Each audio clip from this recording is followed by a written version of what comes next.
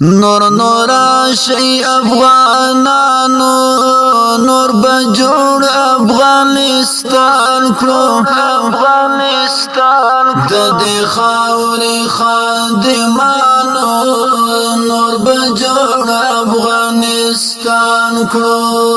د دې خاورې خادمانو نور بجوړ افغانستان کړو نور نور شي افغانانو نور بجوړ افغانستان کړو افغانستان د دې خاورې خادمانو نور بجوړ افغانستان کړو د دې خاورې خادمانو نور بجوړ افغانستان کړو دا زمونږ ننګ او عزت دی دا د هر افغان قوت دی دا زمونږ ننګ او عزت دی دا د هر افغان قوت دی راټول شئ سره ځوانانو نور بجوړ افغانستان کړو راټول شئ سره ځوانانو نور بجوړ افغانستان کړو د دې خاورې خادمانو نور بجوړ افغانستان کړو نور نور شي افغانانو نور بجوړ افغانستان کړو افغانستان د دې خاورې خادمانو نور بجوړ افغانستان کړو د دې خاورې خادمانو نور بجوړ افغانستان کړو په پردیو نه جوړیږي نه وطن پرې آبادیږي په پردیو نه جوړیږي نه وطن پرې آبادیږي راشئ یو موټ شئ یارانو نور بجوړ افغانستان کړو راشئ یو موټ شئ یارانو نور بجوړ افغانستان کړو د دې خاورې خادمانو نور بجوړ افغانستان کړو نور نور شئ افغانانو نور بجوړ افغانستان کړو افغانستان د دې خاورې خادمانو نور بجوړ افغانستان کړو د دې خاورې خادمانو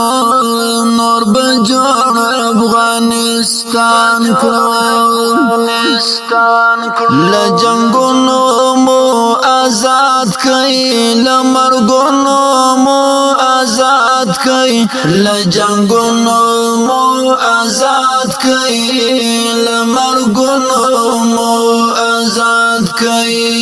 هاي غازیانو اتلانو نور بجوړ افغانستان کو هاي غازیانو اتلانو نور بجوړ افغانستان کړو د دې خاورې خادمانو نور بجوړ افغانستان کړو نور نور شي افغانانو نور بجوړ افغانستان کړو افغانستان د دې خاورې خادمانو نور بجوړ افغانستان کړو د دې خاورې خادمانو نور بجوړ افغانستان کړو په ګلونو بزیبا کو هر خوا به یخکلا کو په ګلونو بزیبا کو هر خوا به یخکلا کو ښایسته ښکلو ګلانو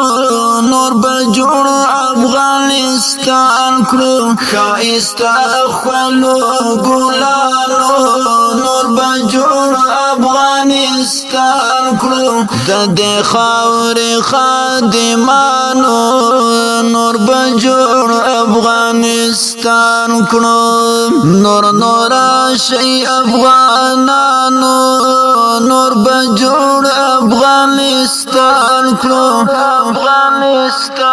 د دې خاورې خادمانو نور به جوړ افغانستان کړو د دې خاورې خادمانو نور به جوړ افغانستان کړو شاعر رحمت جانانا